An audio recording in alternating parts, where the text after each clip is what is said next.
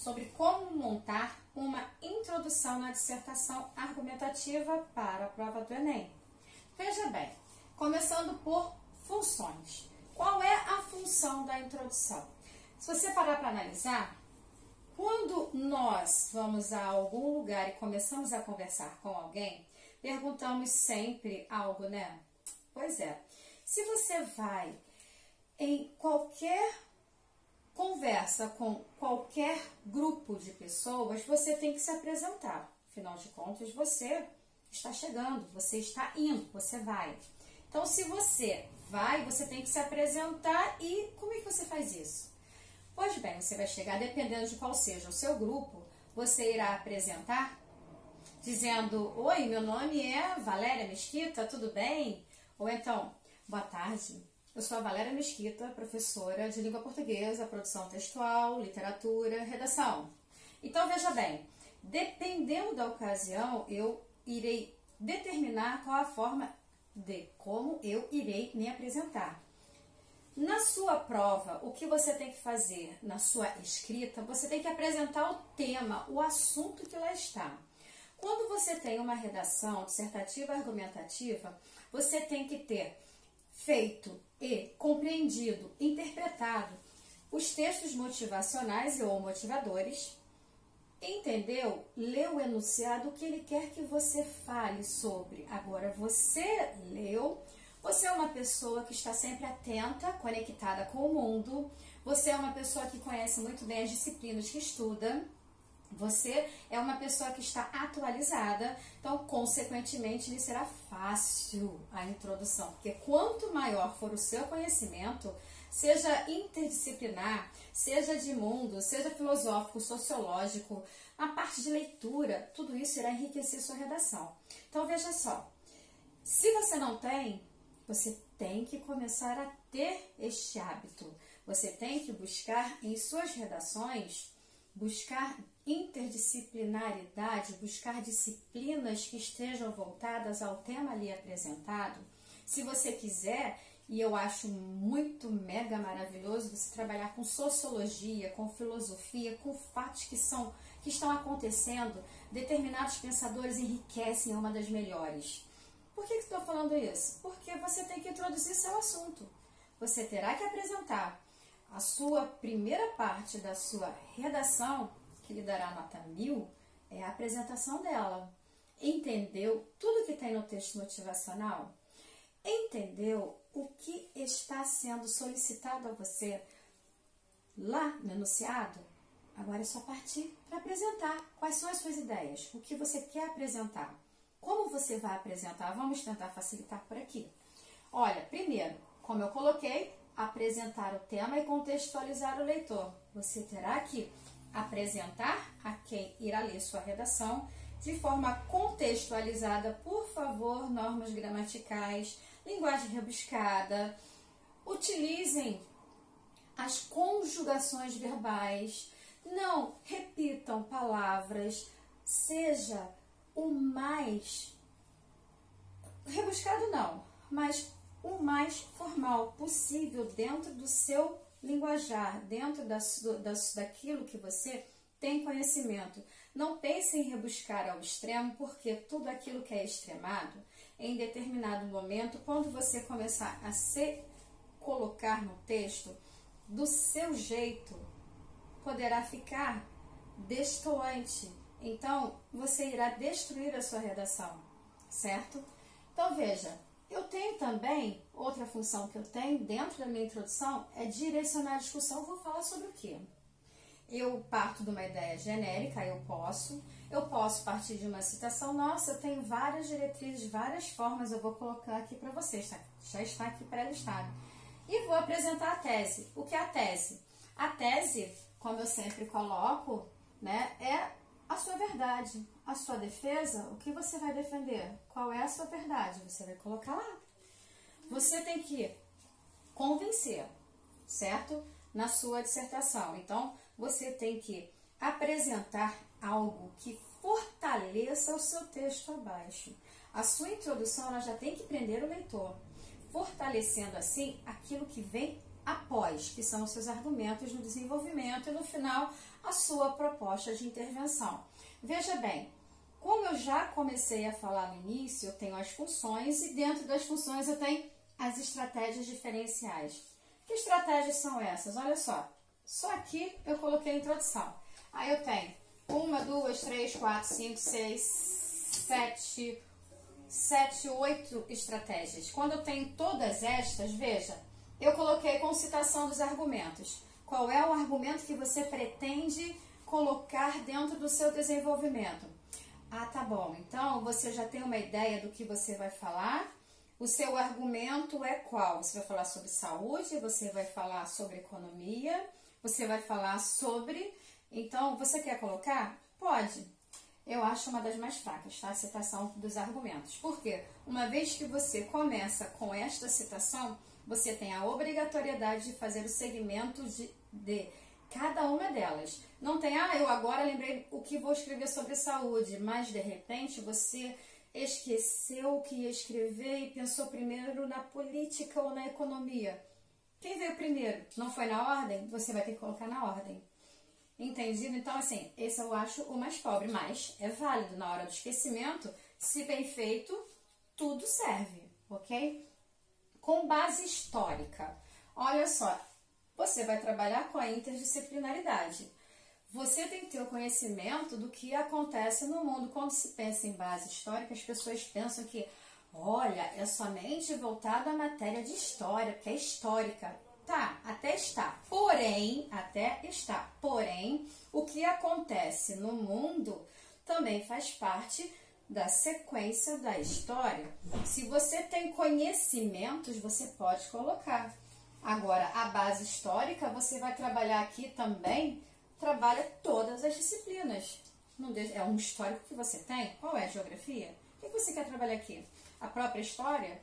Ah, muita gente gosta de falar do iluminismo, não sei porquê, mas adoram falar do iluminismo. Pois bem, quer trabalhar? É uma outra forma. Tem uma terceira, outra estratégia, o uso de um caso específico. Olha, como é que eu trabalho isso? Presta atenção, você fala específico, obviamente, a tua situação será a referencial, você estará se referindo a algo. Aquilo que você pretende escrever em seu desenvolvimento, você quer trabalhar, você pode colocar ali. Porque a situação referencial é aquela que lhe chama a atenção, é aquela que você pretenderá desenvolver abaixo. Então, você terá que apresentá-la de alguma forma dentro da sua introdução. Passando a quarta, com dados estatísticos, contextualizar. Eu botei e reforça. Sim, você tem que contextualizar e ela serve para reforçar. Como assim? Eu engoli a letra R. Oh, meu Deus. E reforçar. Como assim? Olha só. Muitas vezes, alunos veem os dados estatísticos nos textos motivacionais e perguntam, eu posso copiar? Eu posso colocar, porque ela está falando porcentagem, eu posso colocar, porque ali está falando que foram não sei quantos mil habitantes? Pode, sendo que você não pode copiar a linha que lá está escrita e nem tampouco pensar que a pessoa que estará lendo o seu texto, ela não conhece o que está ali como texto motivacional para você, texto de apoio, só para lhe auxiliar. Mas, se você pensar em transformar da voz ativa para passiva e vice-versa, você perde ponto porque você está copiando o texto e isto para o Enem lhe é proibido. Não pode. Então, uma vez que isto ocorre, você perde ponto. Porém, se você, na construção do seu texto, porque você está montando a sua tese, que é a sua defesa, você conseguir trabalhar com estes dados estatísticos, não tem problema algum, desde que não tenha cópia do seu texto motivacional. Copiou, perdeu. Criou, é seu, é sua tese, é sua defesa, não há problema algum. Está perfeito, siga em frente. Tome cuidado, porque os dados estatísticos, olha, eles são exatos. Você vai trabalhar com algo exato e você não pode colocar nada que contraponha ele. Tome sempre cuidado com isso. Se você achar que, não, você não acha, você não faz, você não troca, você não escreve. Você só pode escrever aquilo que você tem a certeza, tá? E eu coloquei aqui e reforçar, porque uma vez que você tem um dado estatístico, isto sendo verdade, e você conseguindo colocá-lo dentro do seu texto, irá reforçar a sua verdade, porque você está trabalhando com o texto em algo que é estatisticamente comprovado. Então você tem comprovações, você não está imaginando, você não está no mundo imaginativo, você está no mundo objetivo. Isto é fato verdadeiro, não é fake. Use, aproveite, pois reforçará a sua introdução, desde que não haja cópia do texto motivacional, certo? Próximo, com flashes, imagens verbais. O que pode ser uma imagem verbal? Quando penso em imagem verbal, quando eu penso nos flashes, eu penso da seguinte maneira. Posso falar a Revolução Industrial, ponto. Vou colocando frases curtas, coordenadas praticamente, e coloco 3, 2, 1 frase curta, e nisso você irá fazer o quê? Após as suas apresentações, como se fosse A, B, aí você vai. As vogais, como a citada, depois você irá colocar a consoante Z, como foi apresentado. Então, veja bem, você irá fazer uma retórica sobre ela, certo? Então, veja bem, quando eu penso em imagens verbais, é algo que as pessoas visualizaram. Se estou falando sobre meio ambiente, Brumadinho, as pessoas falam, quando a barragem levou casas e um escritório. Ou seja, as pessoas estarão vendo, visualizando, ao lerem, de certa forma estarão visualizando aquele momento trágico. Outro momento, o rio invadiu... o rio não. Posso falar da invasão dos dejetos no mar, que marcou e ficou, tanto que hoje há divisão, lá no Espírito Santo tem a divisão, até onde os dejetos foram, o mar ele tem uma determinada cor, de outro ponto ele tem uma cor diferente. Então veja, quando isto tem faz impacto a outras pessoas que também assistiram, porque você também tem que lembrar que tudo que você prepara é uma dissertação argumentativa, é algo que está na mídia, que todas as pessoas têm que ter acesso. Não tem essa de, olha, o meu pai é político, então ele me contou. Não. Não interessa o que ele contou. Está na mídia? Não? Então não serve. O meu pai é policial e ele me falou o quê?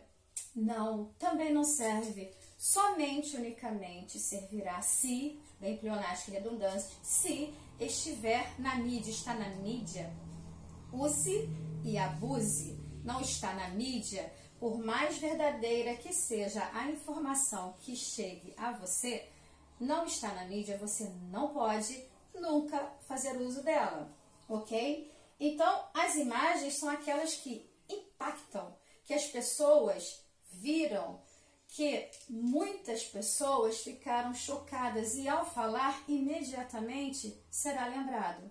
Mariana também é lembrado, porque o vilarejo acabou. O que as pessoas pensam quando falam de Mariana? Aquele vilarejo lá todo tomado pelos dejetos. E as pessoas desaparecidas, certo?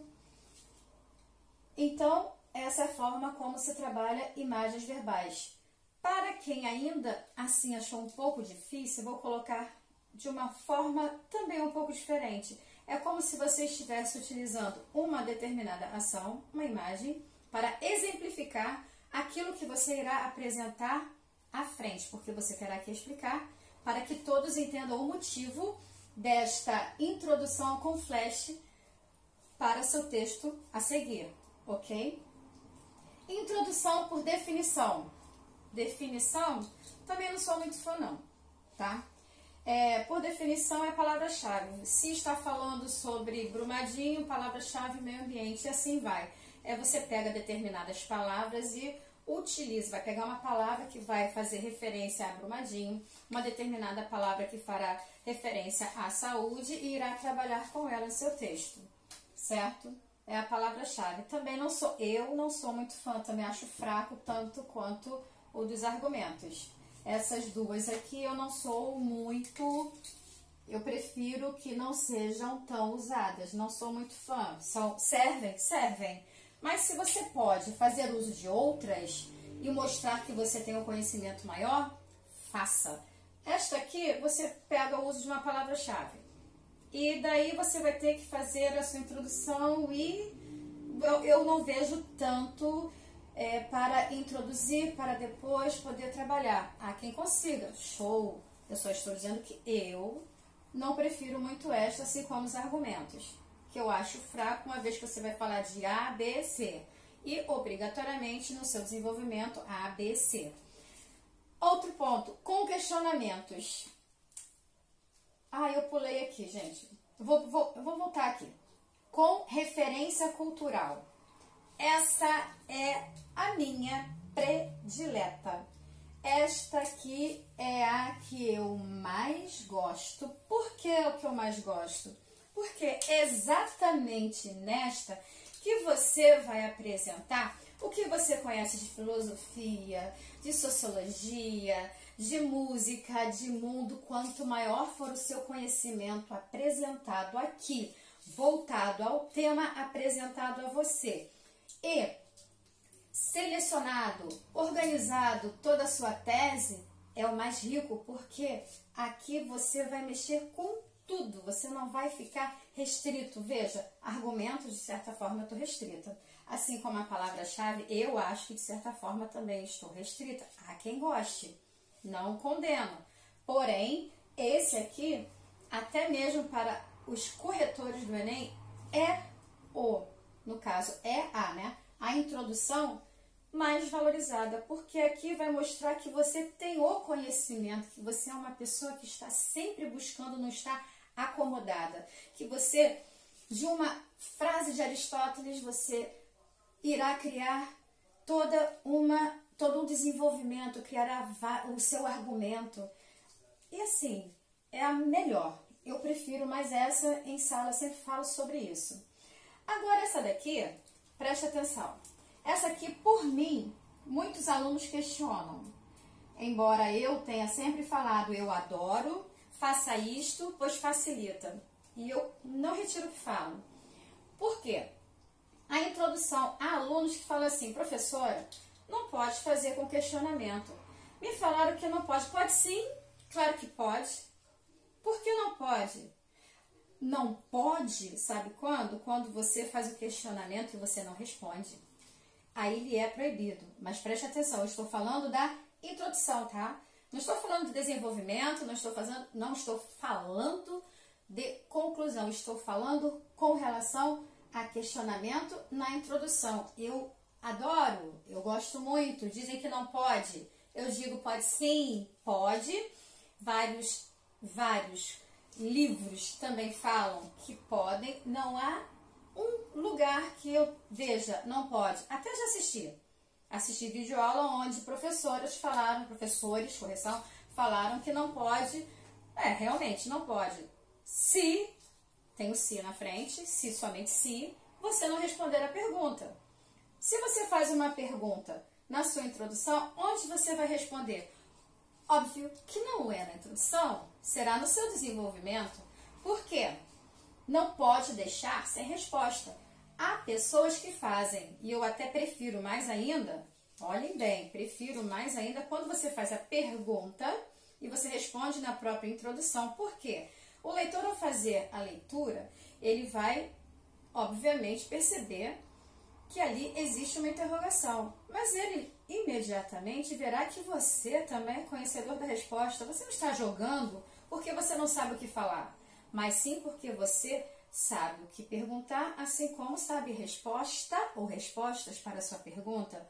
Ficará extremamente rica a sua introdução, até porque quando bem feitos, em especial os retóricos, que você tem a retomada de outros assuntos, né? Os reflexivos, que eu falo muito, que levam a refletir, e aqueles que conduzem à argumentação. O que foi que eu falei agora há pouco? Se você faz uma pergunta, um questionamento na sua introdução que está lhe conduzindo para a argumentação, que é seu desenvolvimento, está perfeito. Não tem essa história de falar, não pode botar pergunta na introdução. Pode sim, desde que você saiba trabalhar. Eu sempre coloco, você tem qual ideia? Ah, eu tenho a ideia X. Você tem a resposta? Tem. Onde você vai colocar? No meu primeiro desenvolvimento. Tá perfeito. Porque você sabe fazer a pergunta e você sabe responder. Então, veja só. A matéria de introdução, ela só se torna difícil quando você não tem conhecimento sobre o texto. Se você... Texto? Que texto? O tema. Se você não tem conhecimento, se você é uma pessoa que está desatualizada, se você estuda matérias interdisciplinares, como assim, geografia, história, química, biologia, qualquer que seja a sua matéria, qualquer matemática, se eu mexer com dados estatísticos, olha só, estou na matemática também. Então, veja só, qualquer que seja a matéria, se você tem o conhecimento e sabe usá-la em qualquer texto e sabe interpretá-la também, perfeita será a sua redação. No entanto, se você é um aluno que fica, ou uma pessoa, um estudante que fica com o livro e simplesmente faz, estuda, decora e responde, acabou, consegui a nota, acabou, realmente você terá dificuldade para criar uma redação, principalmente uma introdução e posterior o seu segmento. É claro, por quê?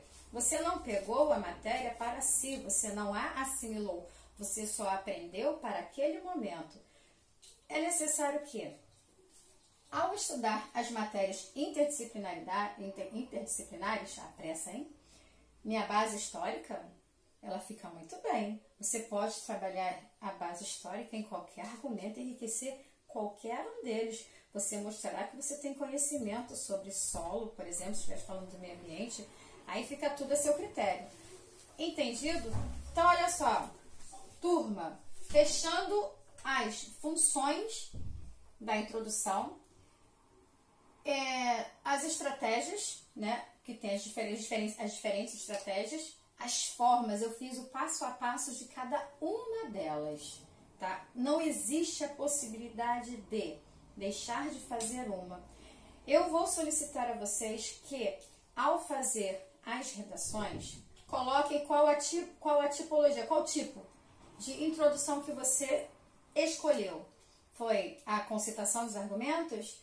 Com a base histórica? Você vai escrever, só que ao término da sua redação, eu quero que vocês, a partir de hoje, escrevam qual foi a estratégia utilizada. Por que quero isto? Porque eu quero que você, sem exceção. Ah, Valéria, eu não sei fazer essa. Vamos tentar. Estamos estudando para isso. Até porque, no dia da prova, por mais que você goste de uma, naquele momento, de repente, você pode ter algum problema, isso daí é inevitável, a adrenalina, ela vem com vontade. E bateu um branco, você tem que correr para outra estratégia. Plano, olha bem que legal, ó. Plano A, plano B, C, D, E, F, G, H. Caramba, você tem até o H. Há como não fazer uma boa, mas para isso temos que treinar. Veja, eu quero que, a partir de hoje, coloquem qual introdução vocês estão fazendo. Escreveu a redação? Qual foi a introdução? Eu quero saber. Entendido? E até breve.